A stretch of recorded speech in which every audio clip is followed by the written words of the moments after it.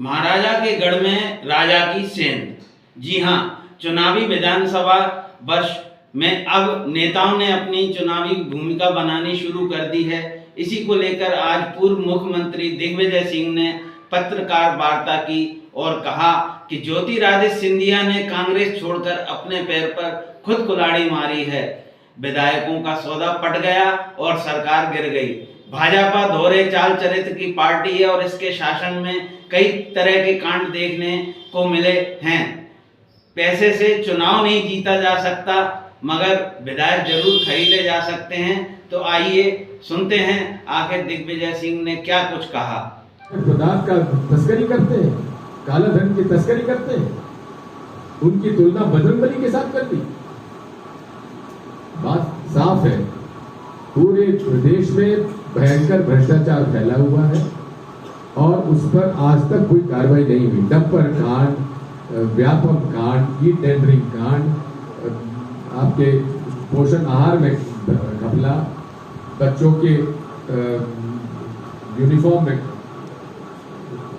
भ्रष्टाचार, पुस्तकों में भ्रष्टाचार, कोई ऐसा मुद्दा नहीं जिसमें भ्रष्टाचार नहीं किया हो।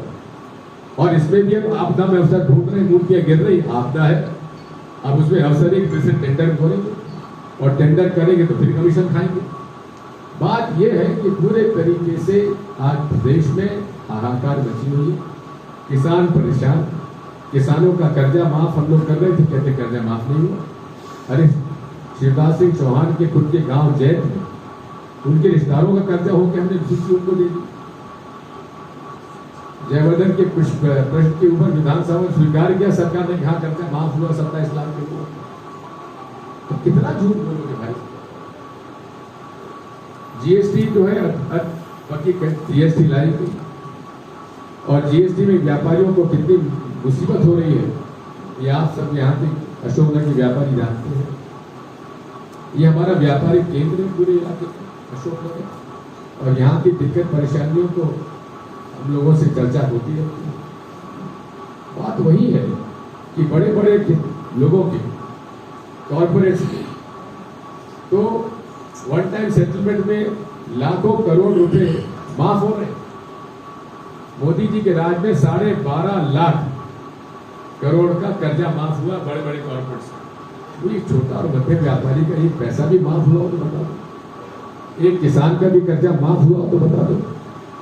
आखिर ये सरकार किसके लिए है, किसकी है, किसके पैसे से ये सरकार चल रही है?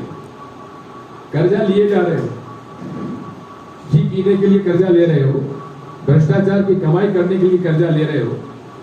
मेरी सरकार जब गई 23,000 करोड़ का कर्जा था, आज 3.5 लाख करोड़ का कर्जा है। कहाँ गया ये पैसा, कहाँ खर्च हुआ?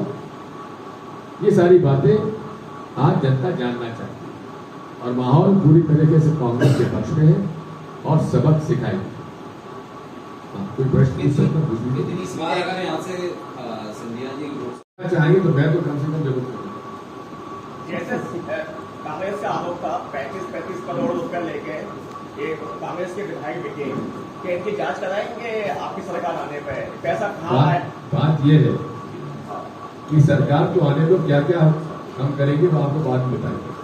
आपको ऐसा लगता है कि 35 करोड़ रुपए लेने के बाद इस बार ये जो चुनाव रहेगा वो पूरा पैसे की दम से लड़ेंगे, तो इससे फिर कांग्रेस कैसे इन लोगों से टिक पाएगी? पैसे से चुनाव होता तो सबसे बड़े बड़े धनाढ्य लोग जो है वो आज प्रधानमंत्री हो गए होते। इसलिए पैसे से कोई खरीदा नहीं जा सकता। पैसे के आधार पर कोई विधायक, सांसद, मुख्यमंत्री, प्रधानमंत्री नहीं बन सकता। कौन से मुख्यमंत्री उद्घाटन के विरोध में, उद्घाटन का जो विरोध किया है उसके आधार पर प्रमोद कृष्ण ने कहा कि ऐसे लोग गले की मूड लगे लोग इन्होंने विरोध किया है, तो उन्हें कांग्रेस पार्टी पर आरोप लगाते हैं। बात ये प्रमोद कृष्ण जी जो कहते हैं तो उनका उत्तर उनसे भी कि उसी को लेते हैं। राहुल गांधी जी ने 150 सीट जीतने का दावा किया है। इस पर शिवराज सिंह जी का कहना है कि दो ख्याल अच्छा है ख्याली पुलाव पकाने के लिए, और साथ में बीडी शर्मा जी ने कहा है कि राहुल गांधी जी बोलेंगे तो क्या वो प्रधानमंत्री बन जाएगा। इस तरह की बयानबाजी कहने की जो कहना है, राहुल गांधी जी ने कहा है वो अपनी जगह कहा है।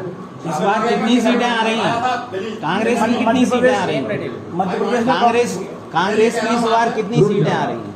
कांग्रेस की इस बार कितनी सीटें आ रही हैं? मेरे हिसाब से 145 150 से ऊपर होगी।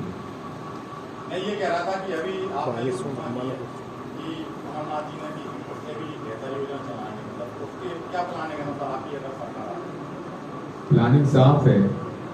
जो मुख्य 5 मांगे हमने अपने रखे हैं, उसमें 500 रुपये में सिलेंडर, 500 रुपये में सिलेंडर, 1500 रुपये परिवार को, महिलाओं को, 100 यूनिट बिजली माफ, ऊपर हाफ, कर्जा माफी, इस तरह से 5वां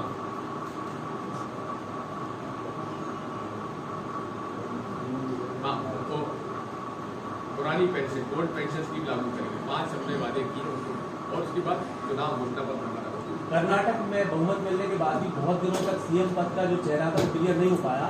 मध्य प्रदेश में ऐसा कुछ है या कमलनाथ जी के चेहरे पर ही एक बार चुनाव लड़ेंगे? देखिए, कर्नाटक में कितना समय लगेगा और इसके पहले कर्नाटक के मुख्यमंत्री चुनने में कितना समय लगेगा, आपने देखा था।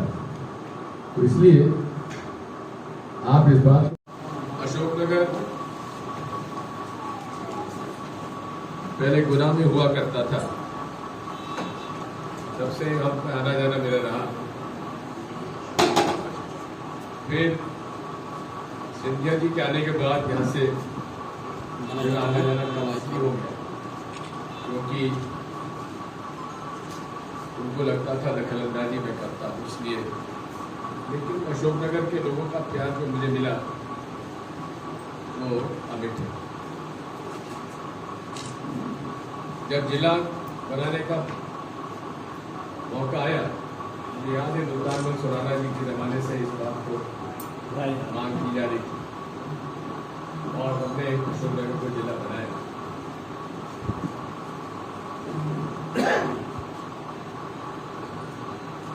ये भी एक किंवदंती थी कि अशोकनगर कोई मुख्यमंत्री आता है फिर वो वापस नहीं आता। अशोकनगर जिला बनने के बाद एक किंवदंती की समाप्त हुई।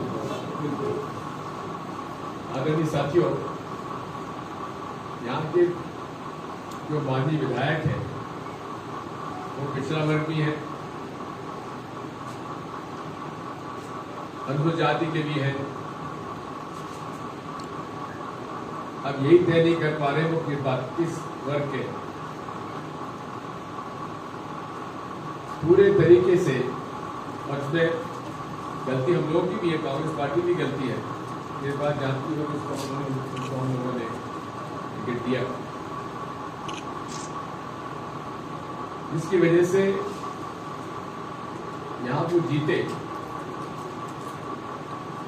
वो सौदा फट गया और पार्टी छोड़ के चले गए। अर्जुन सिंह जी और मैं संजय गांधी जी के समय स्वर्गीय माधवराव जी सिंधिया को हम लोग कांग्रेस में लाए थे 79 और उनका कार्यकाल छोड़ने का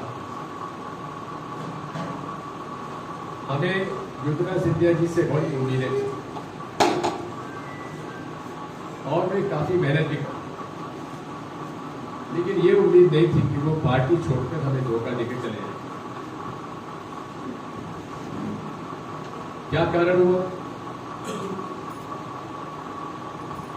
जो बाजार में खबरें आती वो ये एक बड़ा सौदा हुआ। ये जब हो रहा था उसके पहले मैंने कह दिया था